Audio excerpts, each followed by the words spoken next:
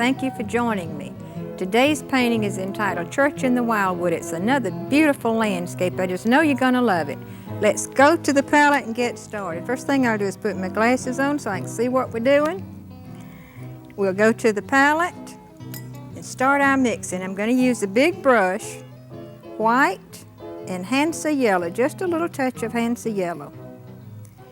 I'm going to start painting in the horizon, right back in here, this area right in here, white and Hansa yellow.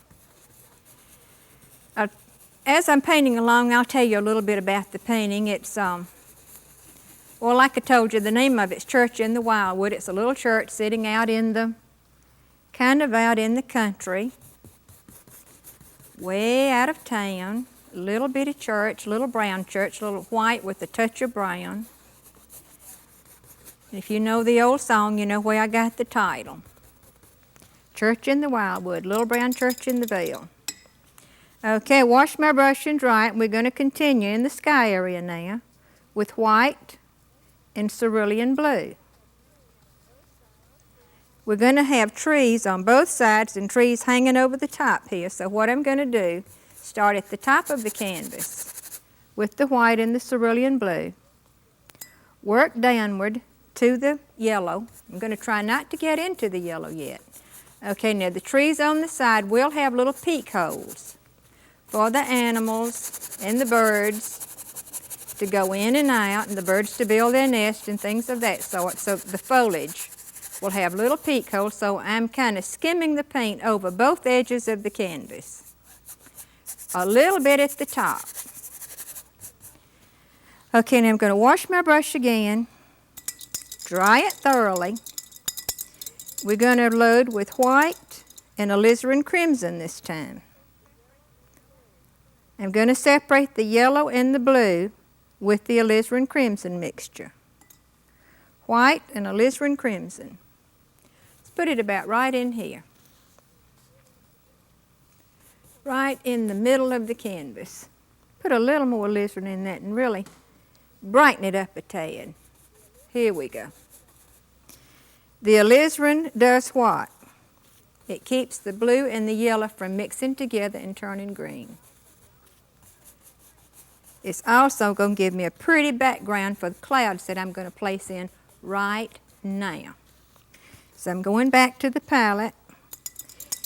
Well, no, first I'm going to wash my brush real good. Going to load it with white this time, plain white, right out of the tube. And I'm going to establish a cloud. Let's have it coming across sort of at a diagonal. Okay, now that looks a little samey, doesn't it? Little too symmetrical. Let's take this part, the left part, up a little bit higher. Now that looks a lot better. Scallops across your sky just are not pretty. Picked up a little blue on my brush that time, so I washed it again, and I'm going to put a little wisp of a cloud right through here. Dry my brush and blend downward. We want a real pretty sky on this one. Okay, I'm going to blend the bottom cloud down a little bit until I cannot see where the bottom of the cloud stops and the yellow starts. I'm going to blend right on down into it. Each time I pick up a little blue, I have to stop and wipe my brush. Be a good idea to wash it, but I'm a little bit lazy. So I'm just going to make it work. Cloud's looking great. I'm going to take the fan brush now and smooth out some of the brush strokes and get kind of a mirror finish to it. Almost like you can see yourself in it. It's going to be so shiny and so polished looking. But you must keep that brush clean. You have no choice there.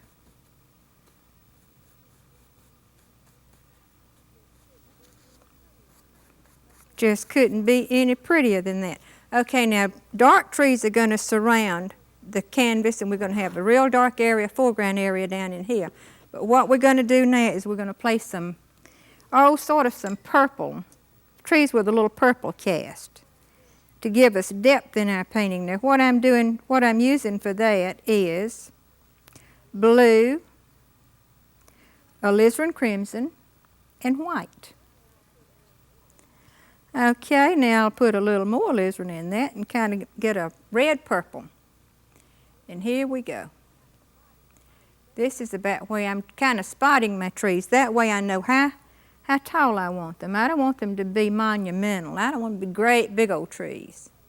So I'm going to kind of spot them, then I'll lay the base in, zip right over my church, and then I'll start to stipple my shapes. The base should be solid. The top should be ragged. Your edges should be ragged. You want to be able to see the sky through them. When you stipple, you sort of push your brush against your canvas in sort of a patting motion. Trying to keep most of the paint off of my brush because I want this paint to mix with this soft yellow, wet yellow, so that I'll get a soft, soft look to these background trees. If I had started with heavy paint, with my brush loaded heavily, I'd have had real dark trees, and that wouldn't have worked for the trees that I want way back in the background. Now that looks great. Going to add a little more alizarin and start some pretty background foliage surrounding the dark green trees that are going to go in just a few minutes. I'm going to go both sides and the top. Let's go to the left side now and catch some over in here. This is to give you depth in your painting. When I put the green trees in, you're going to see how this purple is going to look like you can see way back in the distance. If I hadn't put the purple in, we'd have had a flat look to our foliage. Heavy, flat, ugly. Not pretty at all. Okay, let's go to the top and hang a little bit down here.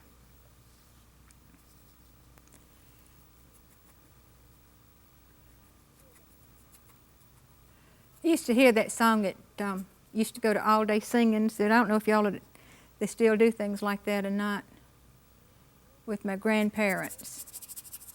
And that was one of the favorite songs. Every family had their own quartets. And every family would sing. They'd sing all day long. But I loved it so.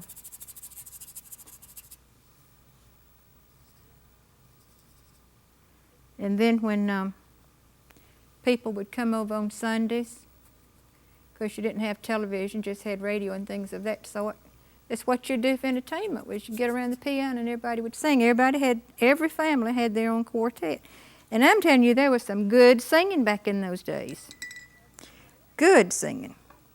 Okay, now let's start the sap green and the burnt umber. This is going to take a few minutes, and it's not going to be real pretty. It's not going to be real exciting. But it's something that we just have to do. So let's take a big brush so we can move pretty rapidly on it.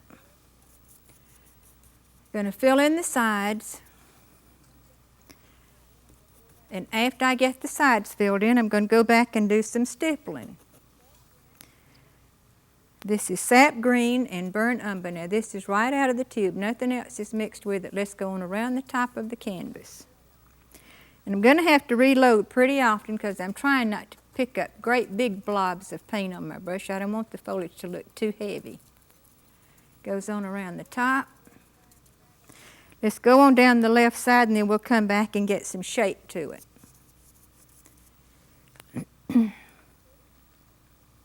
Make it so pretty you can't hardly stand it. We'll just have to come back and do that. Right now we just have to lay the color in. This is the part that's not exciting, but it has to be done.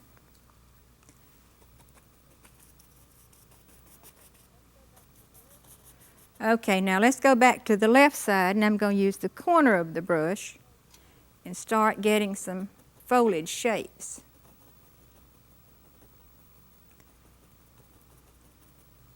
I'm going to ease right on over to that church right here.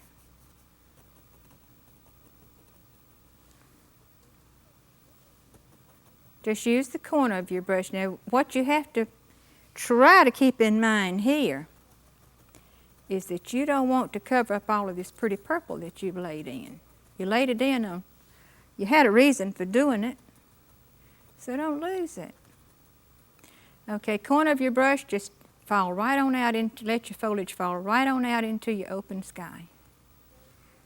Oh, that is looking so good, Norma Jean, I can hardly stand it.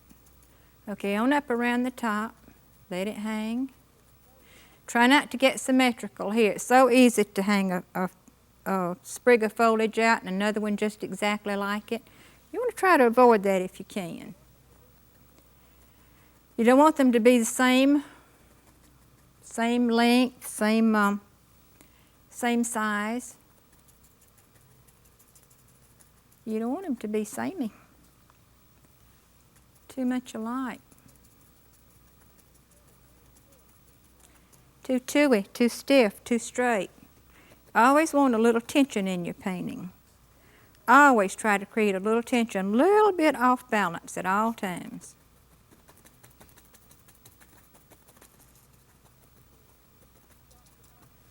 See, I'm starting to form a straight line here, so how in the world am I going to fix that?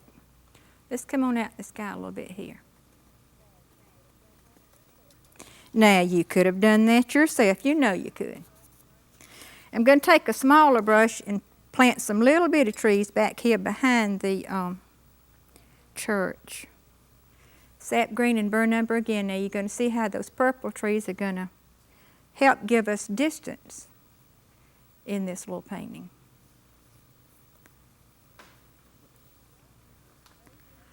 Here we go. We're going to lay the base in. Then what are we going to do?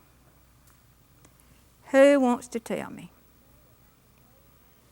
Okay, at home I know you're saying we're going to stipple the tops. And let me ask you something else. What are we going to keep in mind here? Tall trees, short trees, fat trees, thin trees, skinny trees. Just like people, all shapes and all sizes. Another thing we're going to keep in mind is don't get symmetrical. Don't repeat those shapes, your purple shapes. Don't paint your purple shapes out. Don't keep stippling this green until your purple shapes are gone. Don't. Don't you get tired of that? But you know those things happen over and over and over. I don't know what it is, but when you start stippling, you just seem to think it's your duty to follow those purple trees. And you follow them and follow them until they're gone. They're just gone completely. Okay, let's stop and paint our church in there. Let's go with the blue and white for the roof. Cerulean blue and white. And for the roof, I thin my paint just a little with the thinner that I use to wash my brushes. I don't use thick paints at all. I use a creamy paint.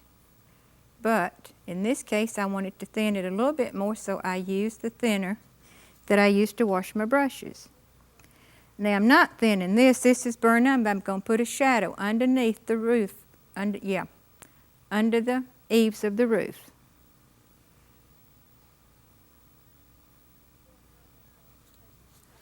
Then I am going to take my trusty little crooker, soften that shadow downward.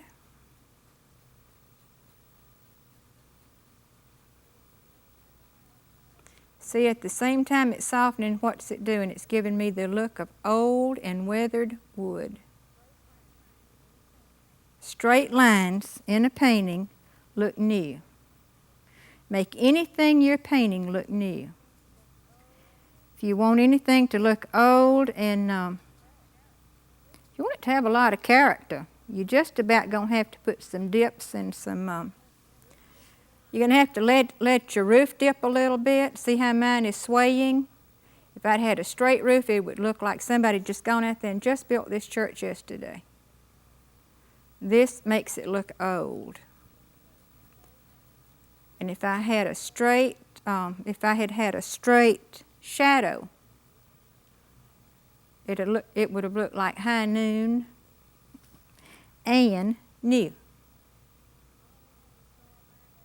You always want to strive for character in a painting. character any way you can get it. Okay, looking good. Now, I guess you know what I've done. I've decided that my light source was going to come from this way, so I darkened the right side of the building. I'm going to lay the doorway in real quickly and the windows. Okay, now I'm going back to my soft brush and stipple a little foliage over the church. Right out over in here. Sap green and burnt umber again. Oh, S and B, S sap and burnt. Just couldn't paint without it. Okay, right on around the church, right on here. Let's nestle it down. Before I get too carried away, I think I'm going to lay that steeple in while I got it on my mind. And then we can move on down. Crooked steeple, crooked, straighten up. We want character, but we don't want to be ridiculous. Let's put a little shadow behind it now. There we go, there we go. Right, put a little shadow down on the church. Got it. Okay, let's go back to our big old stiff brush. This is a bristle. Sap green and burnt umber. Now this is going to be so ugly, you're just not going to be able to stand it for a while. But just close your eyes if you want to while I do it. All of this area is going to have to be painted with this.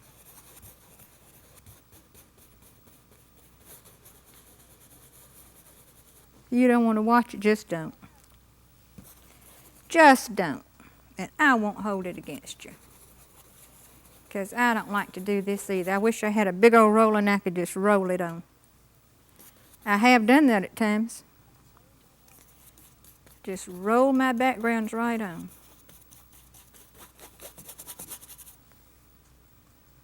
But I want to teach you the right way to do it. Because I do know that you want to learn so much.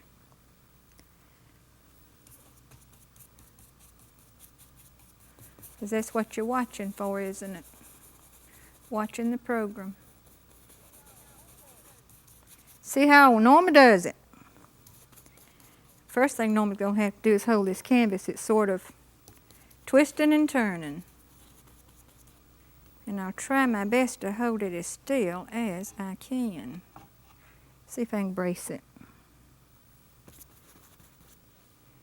Let me push it back where it was because I might be messing up the cameras by moving it a little bit.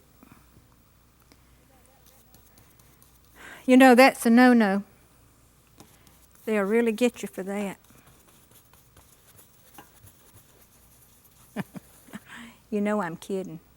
If they did, I wouldn't be telling you. I wouldn't be saying it. Okay, let's get a few highlights now. Let's go to a fan brush. Yellow ochre, yellow, Hansa yellow. Let's pull a few highlights across here now. Let them sort of dip. Make them pretty. Let's add a little white and brighten it up just a tad. Okay, here again. See, remember what I said about straight lines? No, no, no. Dips, crooks, curves. And if I had put these banks straight across, look how monotonous and tight and stiff this painting would have been. You know it would. Wouldn't be pretty? It wouldn't be pretty at all. Let's put another one here. And soften.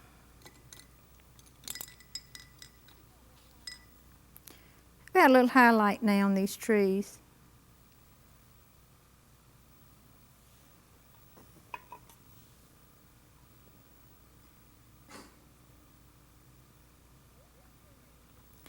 Alizarin crimson and yellow ochre. Get a little highlight. Now, isn't that pretty? Isn't that pretty? Right on out over the church.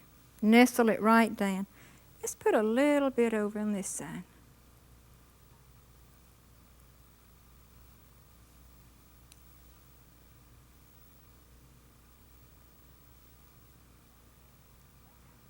Let's go back and forth till we get as much highlight as we want. Oh, it's looking so good I can hardly stand it.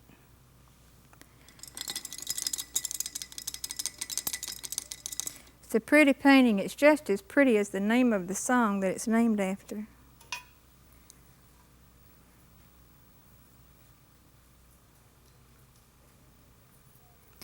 Let's see if we can establish some tree trunks over on the right side.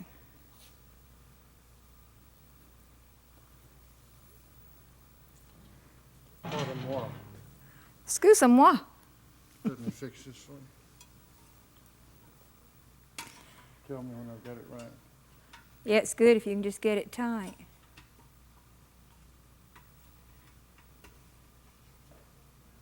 Are you on camera? Yeah. This is Ernest T. This is my husband. I knew he'd find a way to get in these paintings. Had to loosen my canvas to do it. No, I really didn't. This was just a little bit more than I could handle. Trying to hold it too. And now I'll tell you why we call him Ernest T. Remember the Andy Griffith Show?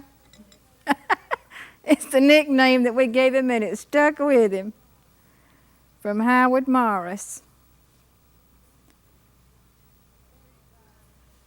A friend of ours from Jacksonville, Florida was visiting us, and she's the one that dubbed him Ernest T, and it stuck all these years.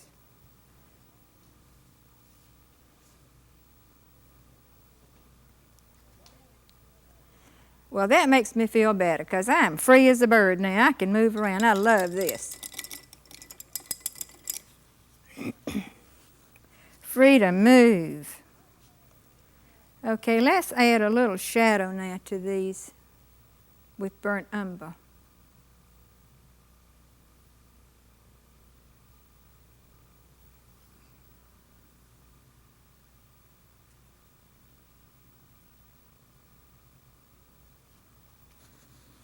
Looking great. And good too, Norma. How about a few twigs now hanging out from these trees? Did you notice how I thinned my paint to do that? You can see how the paint's flowing, so you know it's thin. Anytime I use the script liner, I try to thin the paint and get it where it'll flow easily.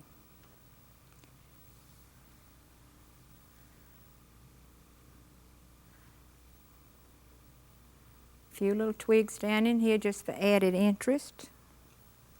Wouldn't hurt to have one or two over in here. Okay, that little twig on the right side is a little bit light. I'm going to take it down in value just a little bit with a little burnt umber. The burnt umber's thinned also. So pretty, I can hardly stand it. I can hardly take it. Okay, I'm going to add some flowers now to the foreground area to give us some interest and also to make it work with the sky, make the foreground work with the sky area. Now I'm using alizarin crimson, white, and to get sort of a rosy effect, I put a little bit of burnt umber. Gives you a softer pink. Alizarin and white by itself is sort of bright. Okay, see how it's picking up the pink in the sky and the pink and the purple in the background? Well, that's what we're after, is to pick up those colors. Okay, a little blue and white. Cerulean's what we're using. And I'm using this little old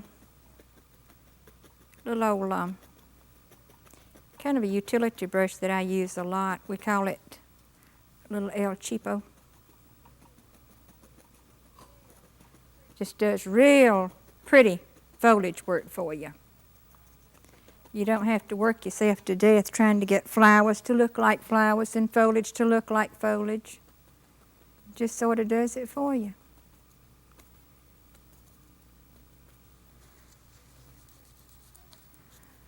Okay, let's see if we have any touch-up work we need to do. I think we do. The church looks a little crooked. Let's see if we can straighten him up. Okay, Norma, take your time and don't mess it up. Straighten it. Sometimes when you're tightening, you know what you do. Gone. Every bit of it. Flies out the window.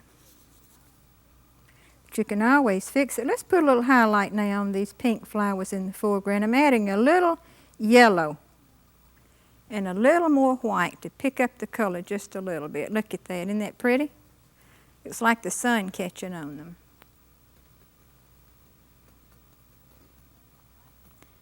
Oh, I like it and I love it.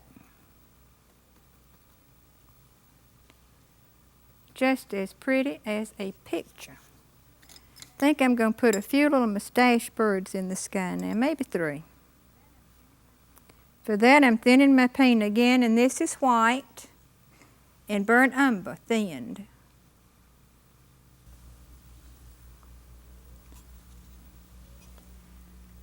Three. There goes 2. Don't make them too big now, because you don't want them to look like buzzards. You want birds, not buzzards. And I have made buzzards and had to take them out. I think that about finishes it for today. I certainly have enjoyed working with you. I've enjoyed every minute of it. I'll see you next week. Bye-bye.